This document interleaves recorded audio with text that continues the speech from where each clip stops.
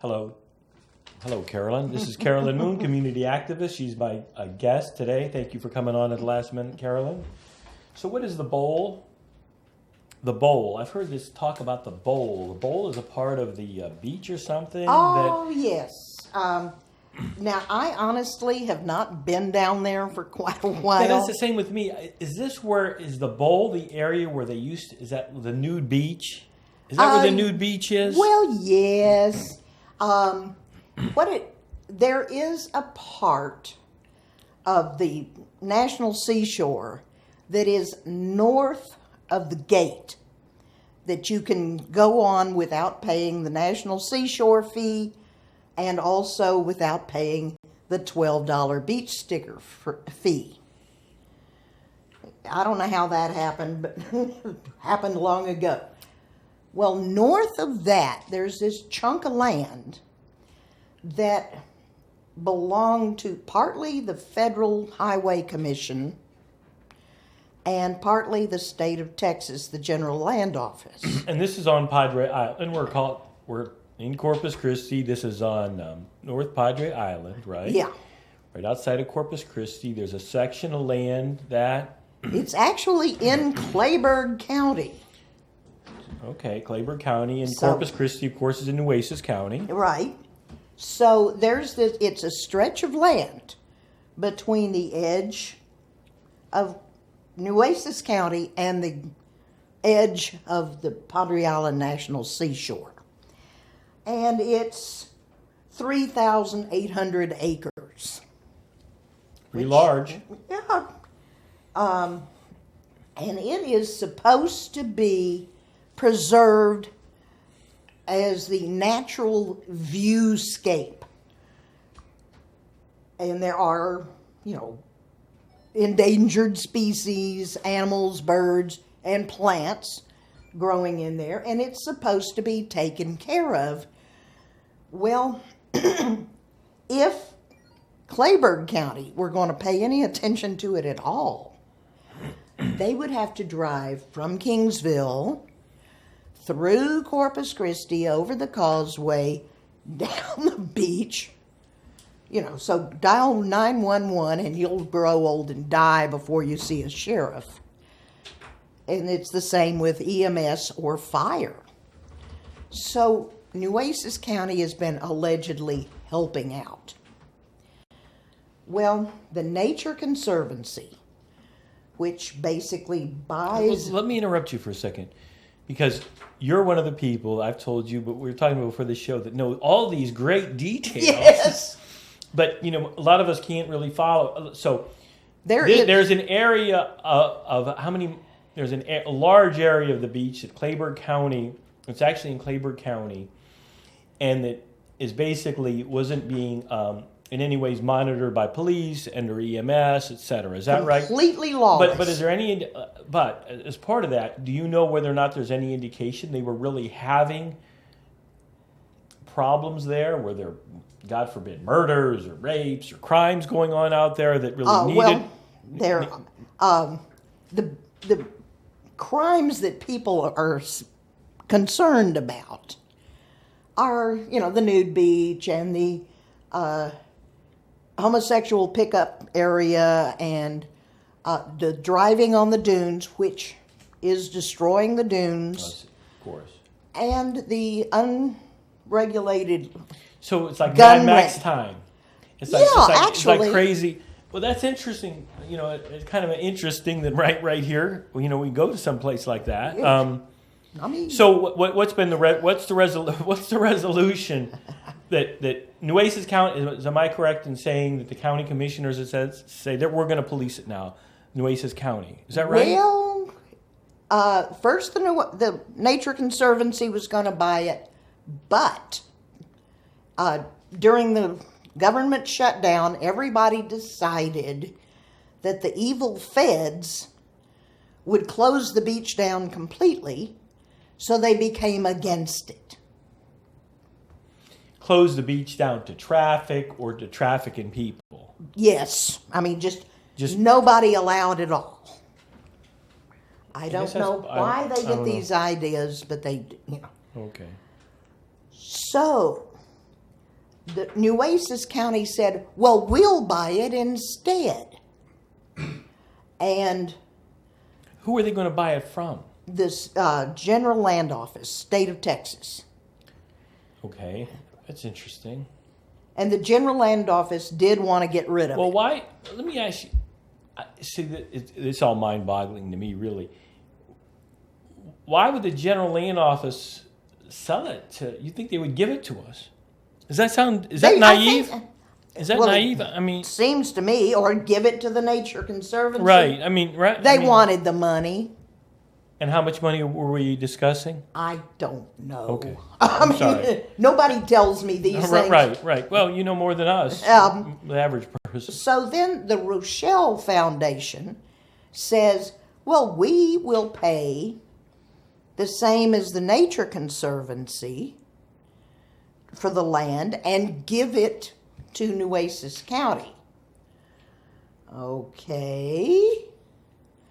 Well, Clayburgh County, which is where the land is, had to agree, which they said, okay, you can have it. Well, then there's supposed to be an interlocal agreement. Nueces County is demanding that Clayburgh County pay for us to send the sheriff down there to... So, it's... What's the status now?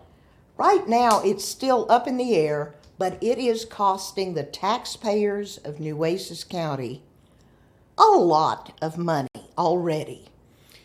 Well, it would have seemed that was one of these issues that my opinion is when they were talking about taking it over, this was the whole interrelated with the whole parks issues. They wanted to close down our parks. They said we didn't have the money, but yet we're acquiring other parks at the same time. So there was all this duplicity going on, right? Mm-hmm. And it was almost like, well, obviously what they were doing is this is black and this is white, trying you to convince you otherwise. And at the same time, they're opening parks they wanted to open up that base, the park on Ocean Drive, and they wanted to fund a new park. Okay, now, that's another thing that gets confusing. Mm-hmm. That's talking about the city of Corpus Christi. Mm-hmm. This is Nueces County. Of course, yes, of course. But that's true. But in some respects, it's interrelated, right? It's still parks for the people and how many you have and what the average taxpayer could afford. Mm-hmm. When I get my real estate tax bill, it's got... you got to be a genius to read this stuff. But this is for Del Mar, and this is for, right? Mm-hmm. But then, very confusing to the average taxpayer. The people in Agua Dulce and Banquete and Robstown are going to get to pay for the police, or for the sheriff, to patrol this area of the beach that is not even in Nueces County. So you would almost think there would be a legal... you almost think there'd be a legal issue of some sort, right? Can you do that? Right? It could be challenged. It has to be an agreement between the two counties. Nueces County is telling Clayburgh County, you have to pay us to do it. And Clayburgh County is saying, which is, in my opinion, the correct thing for them to say. All of this hassle would have been eliminated if the Nature Conservancy had bought it and given it to Padre Island National Seashore, and then the feds would have taken care of it. But, and they said this out loud in Commissioner's Court when we were all there to complain about this deal a year and a half ago, that people who are on the board of the Rochelle Foundation own the mineral rights on this land. Okay, you want to drill for oil or whatever? Cool. But they don't want to deal with the federal government's rules, They want to deal with their local friends on the commissioner's court. I see. That is where a lot of it comes down. Okay, and you're a member of the Clean Economy Coalition, Yes. correct? And the Clean Economy Coalition has taken various stands regarding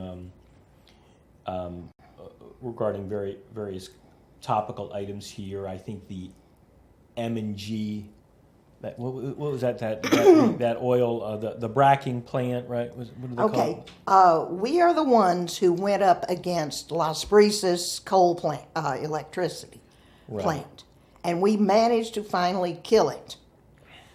And now they are all under indictment for mail fraud. Yeah, I saw that lately. Isn't that cool?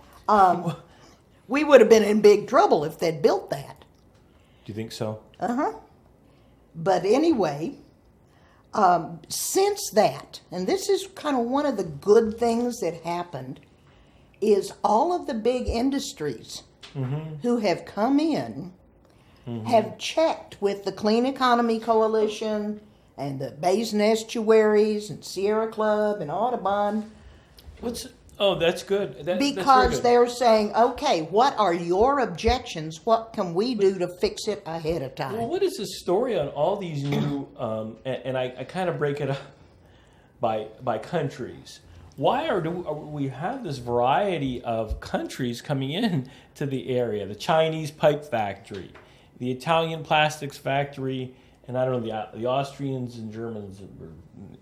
It's the Austrians. Yeah. Natural gas. Yeah. That's it. That's the big deal, is natural gas. Because we are so close to where it's coming from, they're coming in to use the natural gas. But M&G Plastics came and checked with the environmentalists, took people to visit in Italy and also in Mexico to see how it's done. We had a couple of objections, and they fixed it. Yeah, I mean, this is what's not. I heard this wouldn't be within your purview, but I heard that on this Chinese pipe factory, gossip is that they're going to be using all people from China to work at it. Have you heard that? I have heard that, through the rumor mill. Yes. But we are talking about the environmental side of things. I know. This was an aside. I wondered if you'd heard about that. There are a lot of labor problems in this area that Clean Economy Coalition isn't going to fix, but the Labor Council is working on. What are the labor problems in this area that the one Labor of them is working on? Is Sherwin Alumina that has locked out the union for over a year now because they didn't want to sign a new contract. Now, since that has happened, their accident rate has gone way up, their profits have gone way down, and I was talking with the international steelworkers over there. This particular company, whose name I can't remember, that owns Sherwin Alumina, is a worldwide bad actor when it comes to labor. So, we have to keep an eye on this kind of thing too. Most of the groups I'm a member of are mainly keeping an eye on emissions and water pollution and this sort of thing. Well, we just had since you're talking about water, what about the water issue we had recently, we were told to boil our water for 2 minutes because it had E. coli. E. coli. Now, how common is E. coli in the United States in the water supply? Has that happened in any other major metropolitan area in the last couple of years? And nope.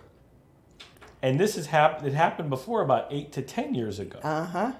Yeah, we are now it has happened. And then we've had this issue, excuse me for interrupting you, but then we had the issue regarding the fluoride machine being broken in Corpus Christi too, and of course a lot of people are against fluoridation anyway, but the way it came to the fore was that, the machine's broken and we're just kind of we never fix it. We're letting my teeth what kind rot. of manage? Of course. So I'm sorry. I need to let you talk. But Yeah. I opened up a lot of issues there. Oh yeah.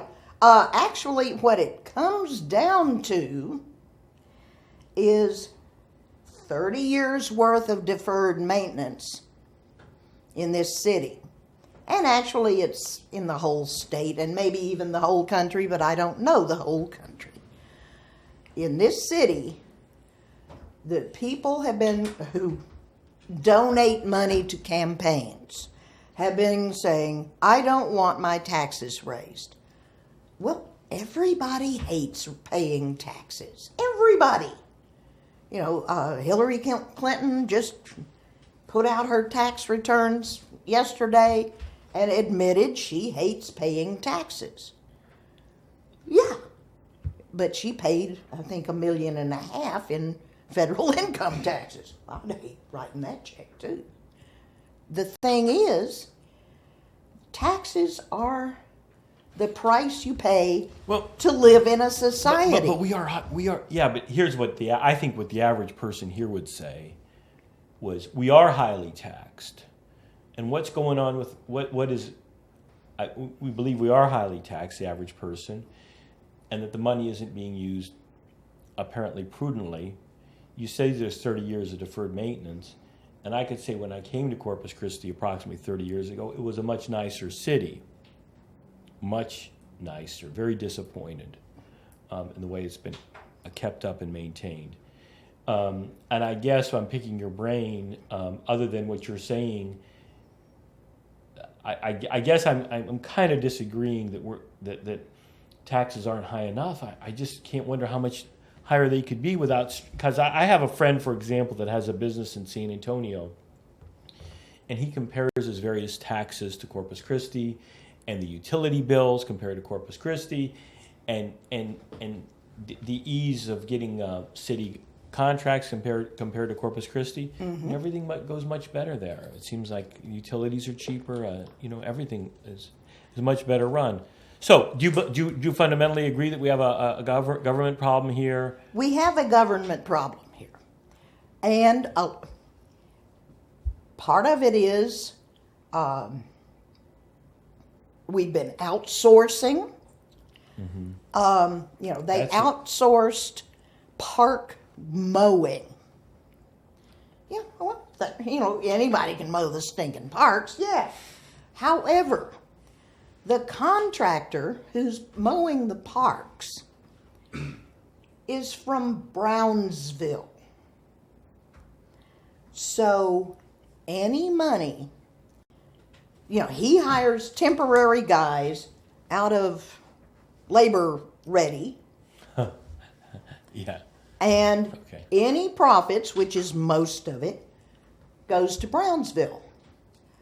And that, actually hurts. Well, I know Corpus Christi. I could think offhand, because I'm an attorney, that they do outsource, for example, the collection of the property taxes, right, to a legal firm in San Antonio. Yeah. I know they outsource that. They couldn't use you. You're an attorney. You're here. Well, even obviously, there's many attorneys in Corpus Christi that would appreciate that contract.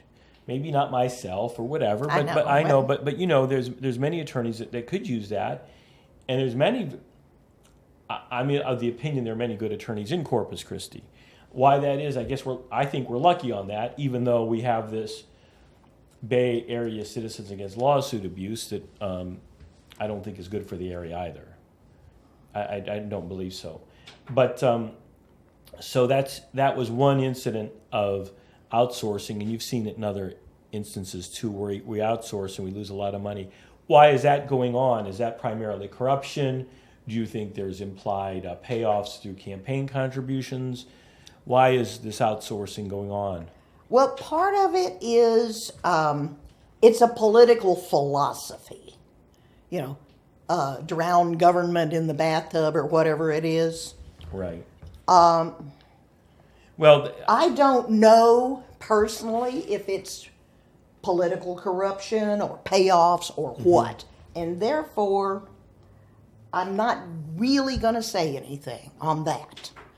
But we've got the people who run the American Bank Center. That is a monster. It has lost squillions of dollars every year. That's a real monster. It's. I'm going to state my opinion on that. I think that one could look behind the scenes, and they may have been responsible for the destruction of the Memorial Coliseum. That was the original agreement, is that to get that company to run the American Bank Center, there had to be an agreement that Memorial Coliseum would not compete. Now, Memorial Coliseum had always been run by the city and did just fine. There were quinceañeras in there. It was a great facility. Big concerts. It was there were no comfortable. steps. Yeah, there was no steps to get to the facility. Parking was available. All the way around the building. All the way around the building. And I could say the American Bank Plaza, just to get to an event, how many flights of stairs do you have to climb? If you try to bring your parents, if you have elderly parents or something, it's almost impossible to get them there. Mm-hmm. And then the seats are rammed up against my knees, and I'm not all that tall.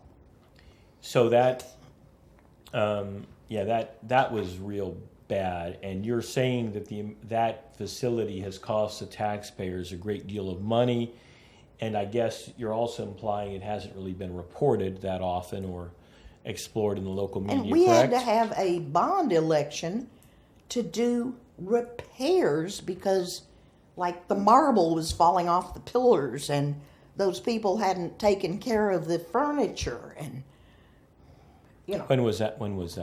This was, I don't know, maybe 10 years ago. Well, another thing about that facility, and again, I'm editorializing, it's like the Memorial Coliseum was one original facility.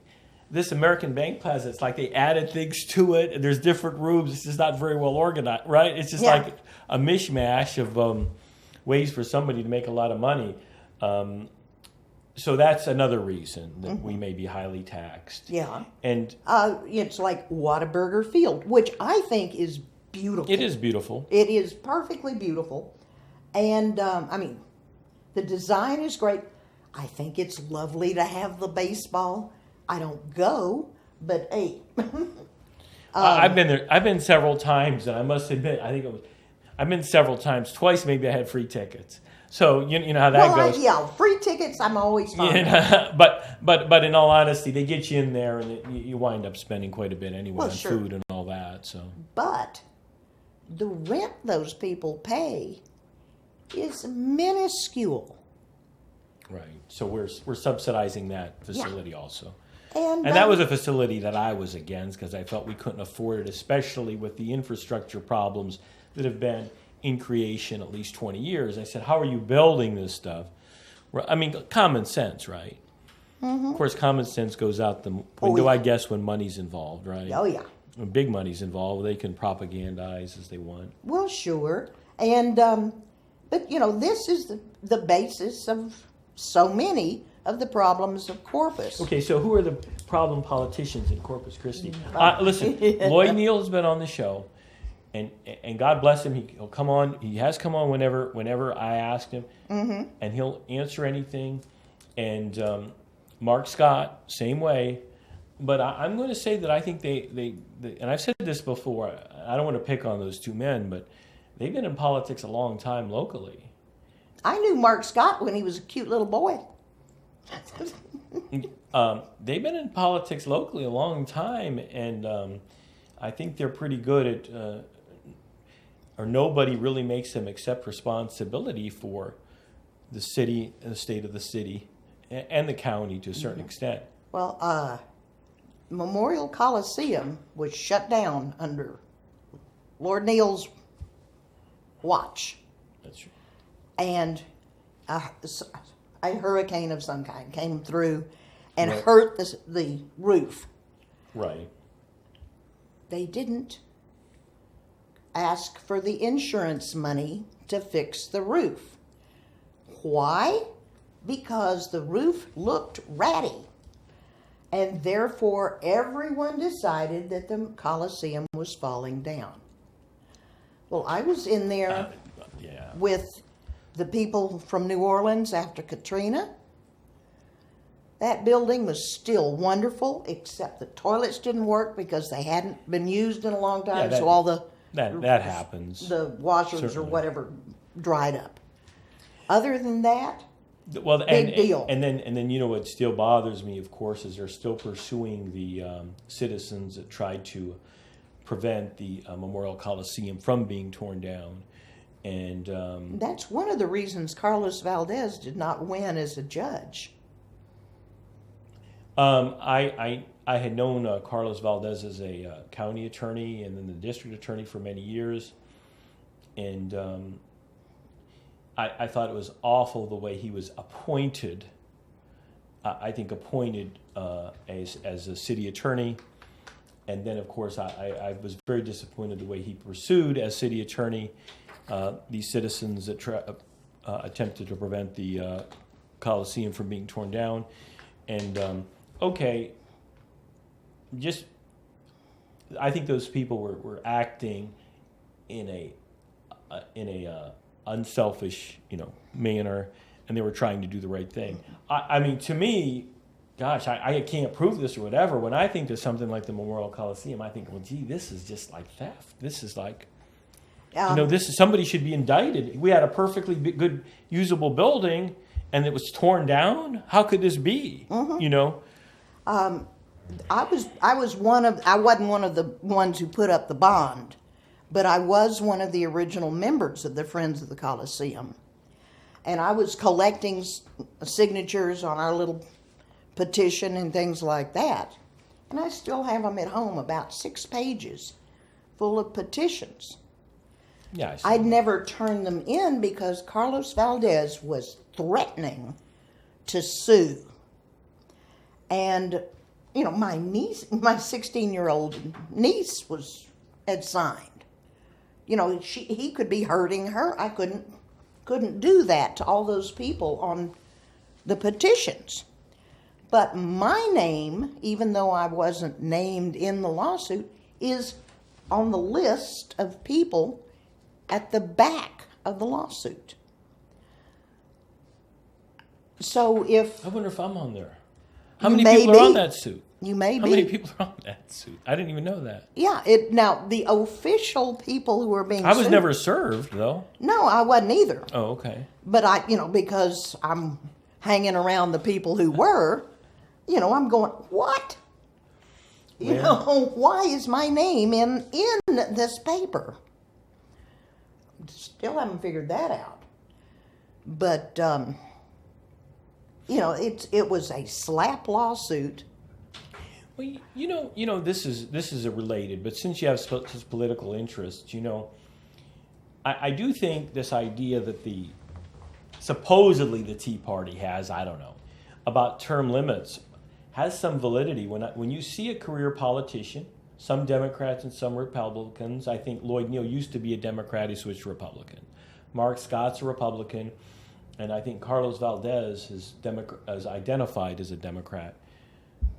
When these people are in politics for a long time, and they get to know other people in politics, and they have connections, I don't think it's a good thing.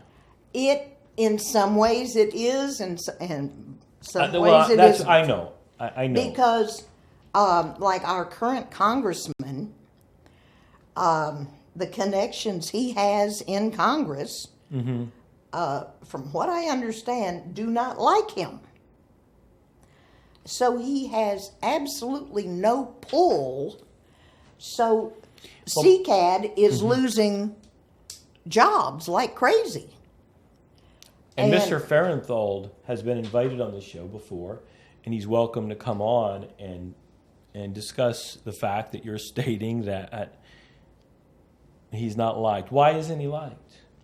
I mean, do you know why? I mean, well, I don't know why you know. the other Republicans in Washington don't like him. I honestly don't. And I can't put words in their mouth. I know why I don't. But well, you probably don't like him because you have a fundamental disagreement with a lot of his political philosophies, right? Yeah. And I have a fundamental disagreement with many of his political philosophies. Well, also, he's lied to me in front of God and everybody at a town hall meeting. When has he lied to you, and what has he lied to you about? I asked at his last town hall at the Garden Center, when are you going to get us some federal money to build the Harbor Bridge? And he said, oh, well, it's already paid for. Did you notice that the House of Representatives went home having only passed the transportation funding bill through December? Therefore, the Senate has to pass that one, or it's out of money as of today. The Harbor Bridge has not been paid for. The new Harbor Bridge. Well, I can't again, and Noam Chomsky talks about this. The average citizen, we're so busy. Oh, yeah. Earning a living. I can't follow all these issues. The Harbor Bridge issue to me, I'm always suspicious, as I were talking before the show, of these big capital improvement projects because there's so much corruption. Are they really necessary? When are they necessary? And this goes back to LBJ, Brown and Root. You know that. Sure. And the Vietnam War, all this. Well, Brown and Root and the original NAS, LBJ got that built. Is that right? Uh-huh. And we may have agreed with some of his, at that time, idealistic social welfare programs. Some were successful, some were not. And times change. Maybe they need to be readjusted through the years, but that's a complicated issue. But so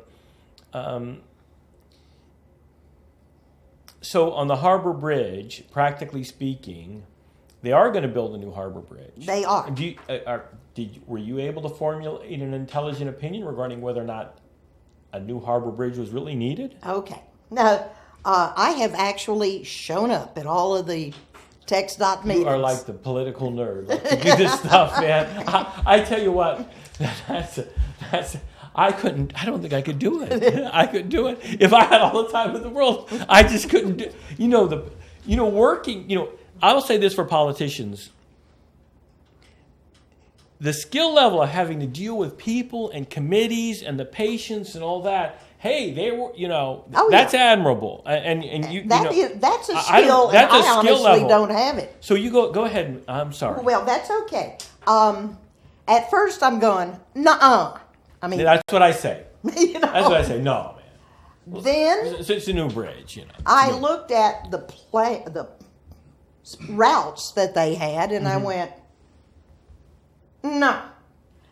And so I actually told TxDOT that they needed to go out around and come in and hit about at navigation.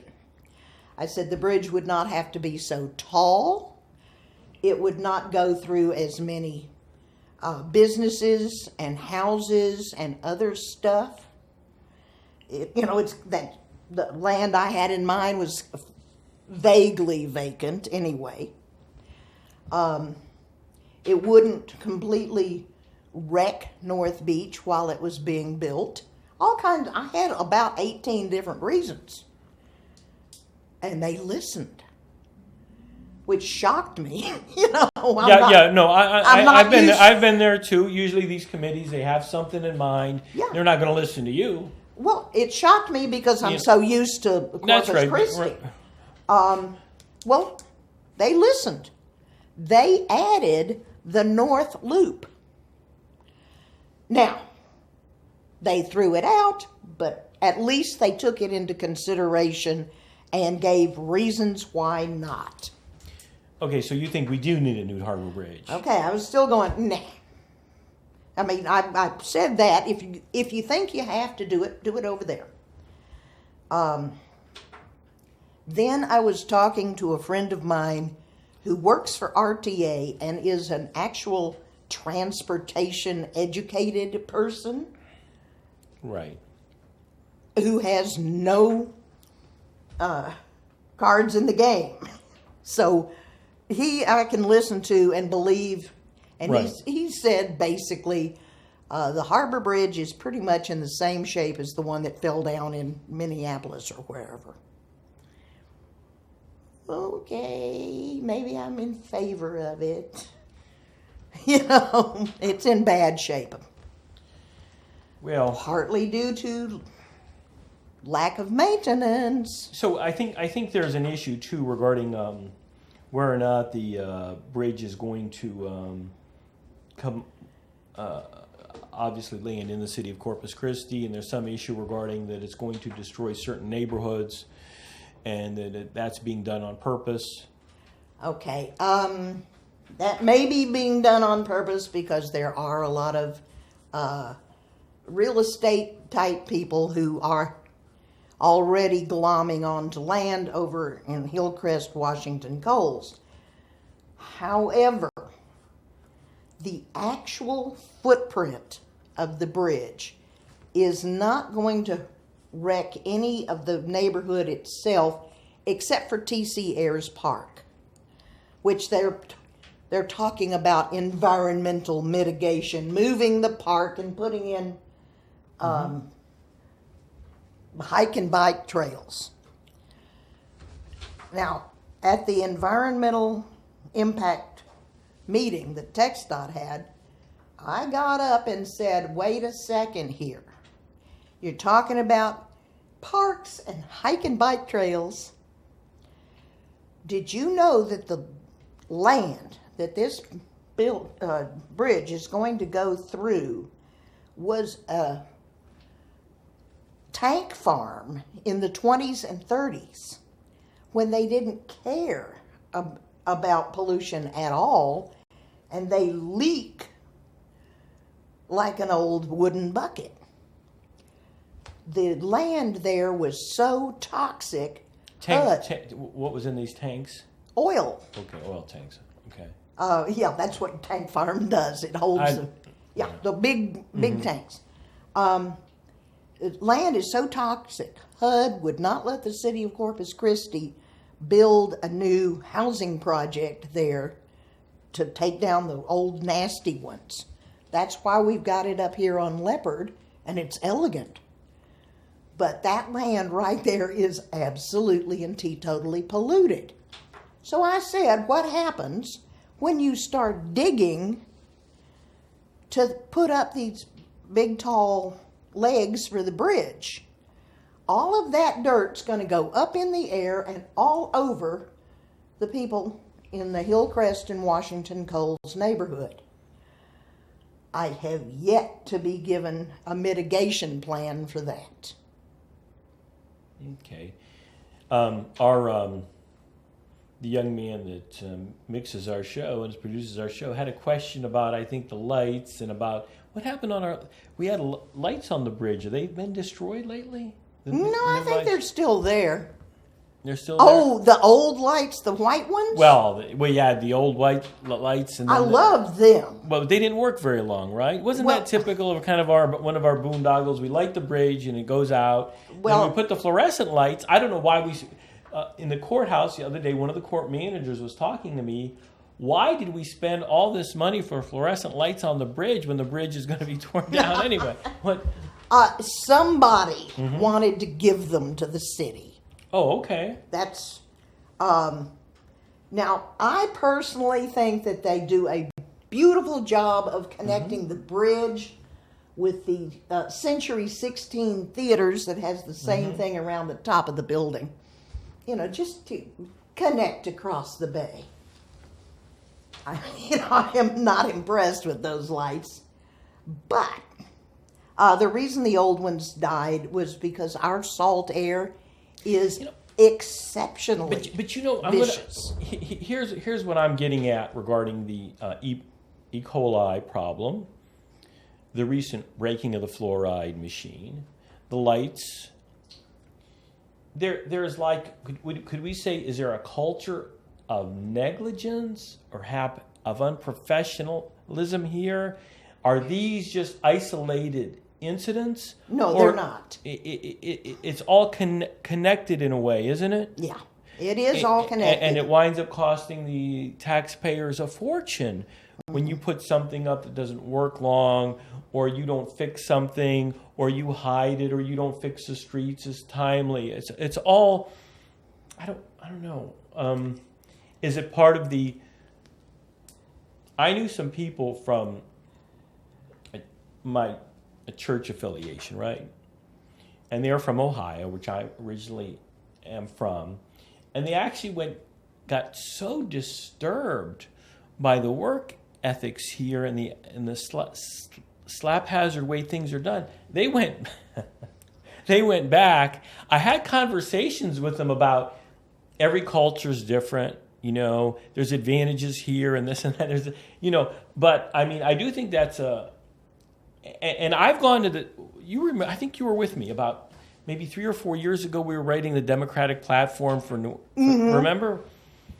And I mentioned work ethics in Corpus Christi area, and these people were all liberal Democrats. They all agreed that there's a problem with the work ethic. So is that related to the management problems and the slap hazard way things are sometimes done? Well, actually, yes, and I don't want to point fingers too bad, but the culture inside City Hall is pretty interesting. Yeah, how is it?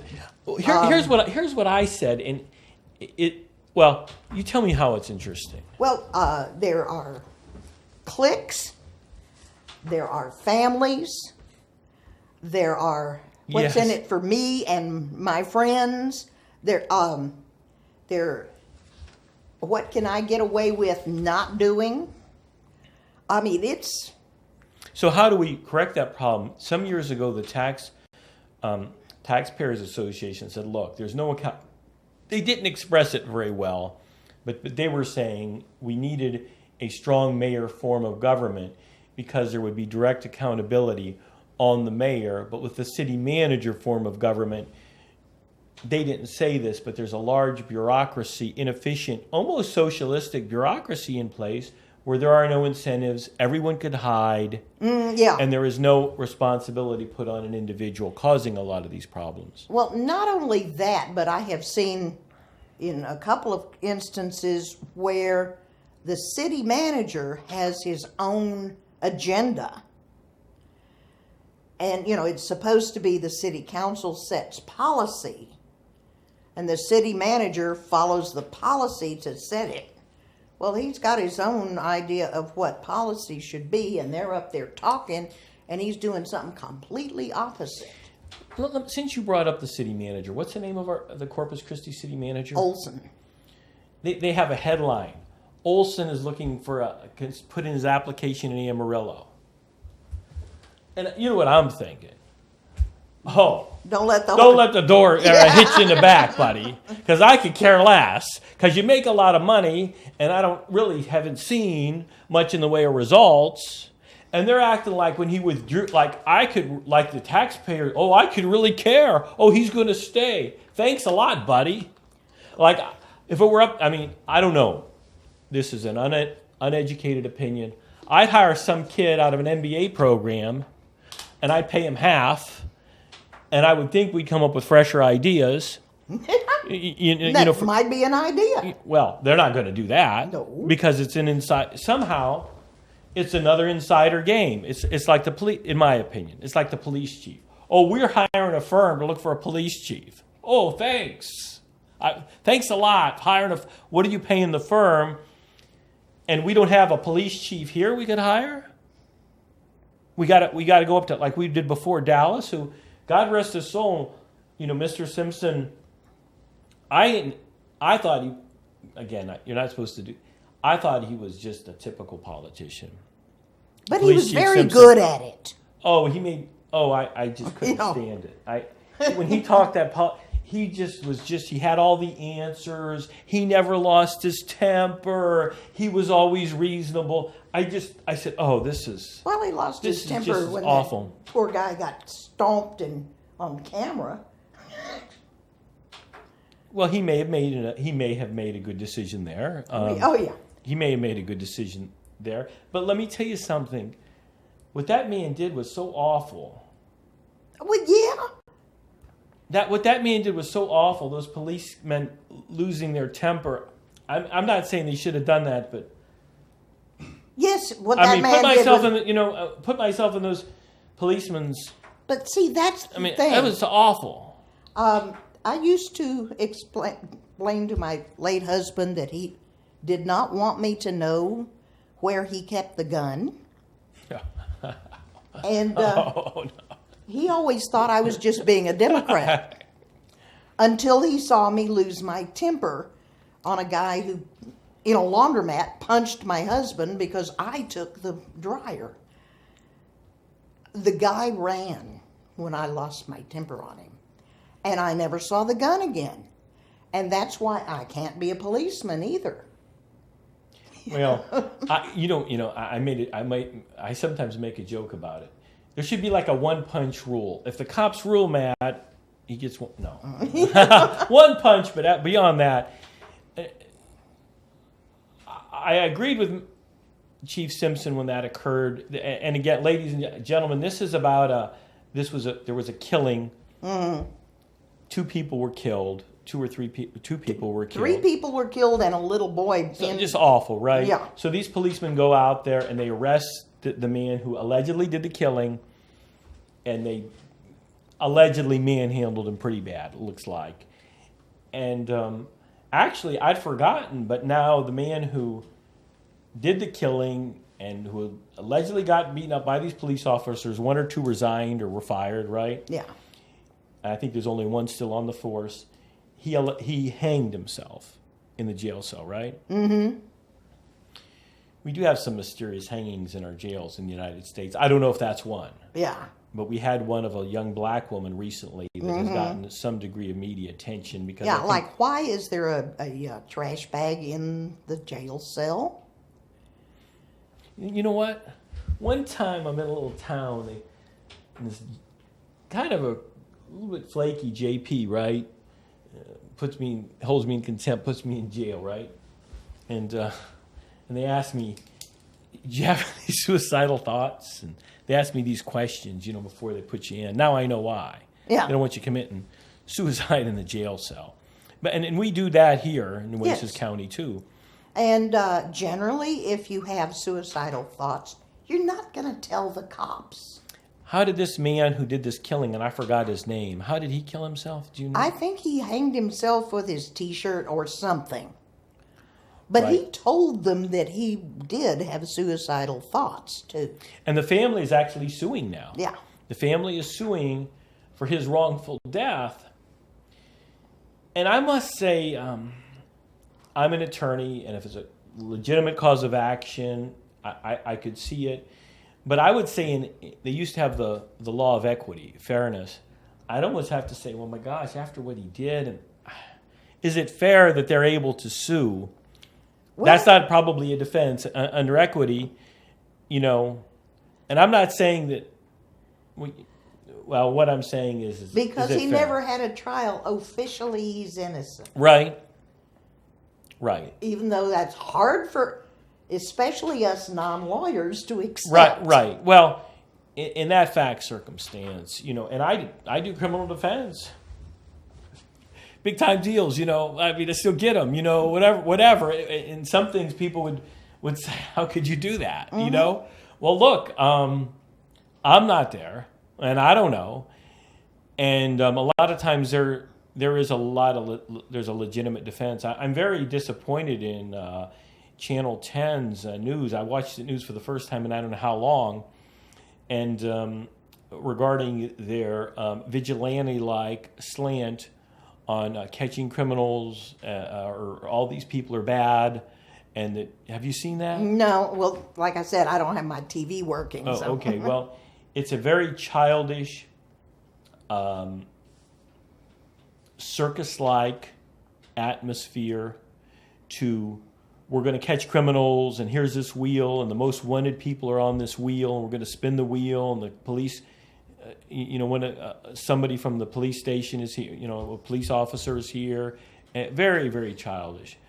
Bizarre. It is bizarre, and you have Rapolo there. You have this, kind of a big Italian guy from the north. You got kind of a heavy Hispanic guy from Corpus Christi, and they're the tough guys to get tough on crime. Okay. It's kind of embarrassing to watch it, but you haven't had an opportunity to catch that yet? No, I'm going to have to go to somebody's house and watch TV. So I've hogged a lot of the show. What other important issues are up that you think are important regarding the clean, the Clean Economy Coalition, the Harbor Bridge, or something that you think citizens should be watching or taking an interest in? Well, one thing that I was pointing out to Democratic activists the other day, there is an election coming up this November. What? Uh-huh. That's when they sneak them in. That's when they sneak these issues in. Go ahead. Well, actually, yes. This November, we are going to be voting on a constitutional amendment that I, now know of, to take some money out of somewhere and put it on the roads, or I don't know for sure what it is because they haven't written it up and told me. Right. And the city is considering putting it to a vote on raising taxes to actually fix the roads. Now, we have to decide if we believe that they will use this money to do that. I vote against pretty much everything because I don't believe what they say. We just passed major taxation on our properties for a maintenance fee. Well, now so we're going to maintain roads that aren't fixed. That's pretty. Well, the $5 that's on the utility bill. Yeah, well, mine on this building I think is $11 a month, and then I don't know how much it is on my house. It's I don't know. $5. I don't think so. Yeah. Okay, could be. Well, still $5. I don't know. The utility bills are already pretty high, They definitely are. I have some friends over in Hillcrest who have tiny incomes. Oh, yeah. And mine is $100 a month for one person and 3 dogs and a cat. And don't water the yard. Yeah, I know. Somehow, one of my friends over there, for a smaller dog, and no watering the yard, and no dishwasher, hers was $130. This is looking a little funny. And she has had her water cut off because she doesn't have this humongous amount of money to pay her bill easily. And it costs $50 to turn the water back on. This is a tax on people who really don't have the money. In November, then, you believe that it's going to be on a city election ballot to raise taxes to fix the roads. Yeah. I was unaware of that. It was in the paper, kind of, we think we'll do this. Right. We don't know for sure. We won't know until the end. If it doesn't get brought up again until by the end of this month, it can't go on. Okay. And you think that if it's on there, are you going to vote for it or against it? I have to read it, and I have learned you don't just read the language on the ballot, you read the whole thing. They are very skilled. The newest thing that I've seen politically, and maybe this went on for years and I just didn't follow it, here at least they're very skilled at putting certain things on off-year elections wherein they know there won't be much voter turnout except for certain groups that are in favor of it, and they can mobilize it. So they get these things passed by putting them on the ballot in off-years elections, right? Mm-hmm. The things that they won, and so whoever, this certain group that would be for it, whether it was school teachers, whatever, they'll go out and vote. Nobody else goes out and votes, and then this item, whatever, this additional tax that's actually passes. how it happened with the beach access. Getting on, having the cars on the beach. When the Beach Access Coalition had to do the petition drive to get it on the ballot twice because they reneged. So the second petition, we had keep the cars on the beach, take back that ordinance that they had done. And the second was anytime they want to think about closing the beach to cars, they have to take it to the voters. Well, the City Hall wrote the language for the ballot proposition on the changing the ordinance, and they wrote it, I'm in favor of a pedestrian safe beach. Well, people are in favor of safe pedestrians. Sure, yes. Well, the Beach Access Coalition passed out cards at the polling places that says no on one, yes on two. That's all it said.